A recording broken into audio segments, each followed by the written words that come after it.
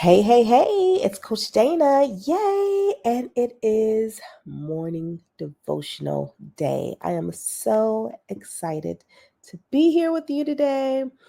I am the Chief Impact Officer of Impact Leadership, and I'm also a certified coach, speaker, trainer, and teacher with the Maxwell Leadership Team.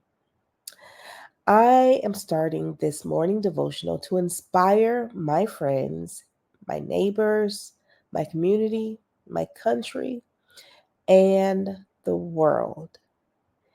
And I wanted to share my gift of teaching and leadership that God has given me.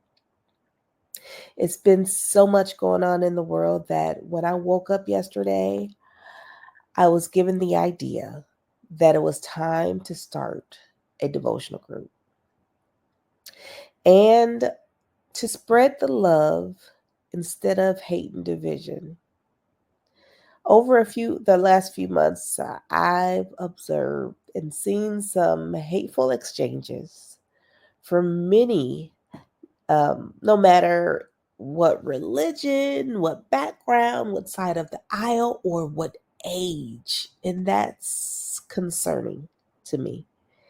I've even seen some of my fellow Christian brothers and sisters, fellow colleagues and team members speak and post some nasty things. And it's saddening because we're not representing God in the best light when we do that. So I decided it's time. It's time to start a devotional and also to kick off my first mastermind with my book, High Road Leadership, Bringing People Together in a World That Divides. Can you see that? I hate when that happens. I have no idea why. Mm, it won't. It won't focus. But yeah, it's High Road Leadership, bringing people together in a world that divides. I need to fix that. I hate when that does that. Somebody give me a understanding of how to fix that. Why doesn't that work? I hate it. I hate it. I hate it. I hate it. There it is. No. Okay. Anyway, so I know. Comment if you've had some similar instances like that. So anyway, I've had this book for since about May. I've had a stack of these books with the intention to do a mastermind pre-election because we knew it was going to get kind of crazy. And I just didn't find the right time to do one until now. Um, I think right now is the time that, so many questions I've seen from posts, on both sides, not understanding the concern or the joy or the pain or the victory, being to be able to have a space where we can bring people together in love and understand that we are more of the same. We have more qualities that are the same than our differences. Um, so I'm looking forward to that. I hope that you all we have a small group to participate. I don't plan on having large groups. I plan on having pretty small groups, 10 or less, maybe 12. But I would love to be able to do that and get together and talk about those great things and bring love. And today, our Bible verse, speaking of love, will be John 13:34 and 1 Corinthians 13, 4 through 8. And actually, let me bring those up, those Bible verses. One moment. Let's go to my Bible app. I love my Bible app. All right, so it says, This is John 13:34. So now I am giving you a new commandment. Love each other, just as I have loved you. You should love each other. Your love for one another will prove to the world that you are my disciples.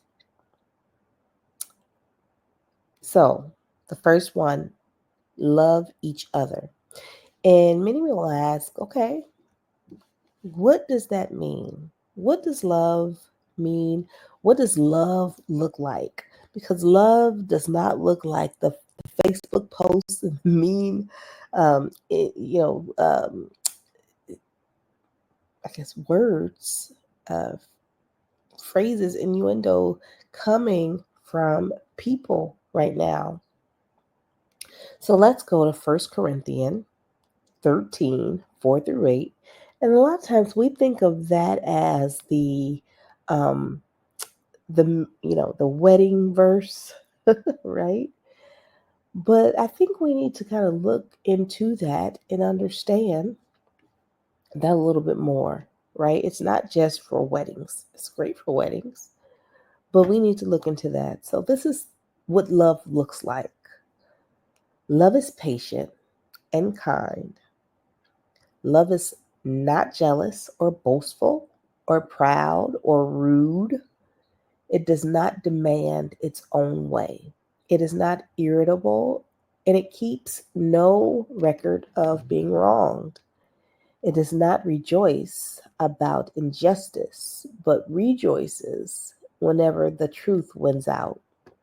Love never gives up, never loses faith, is always hopeful, and endures through every circumstance. So if we look at that, that is what love is. Do we think that that has been going on right now?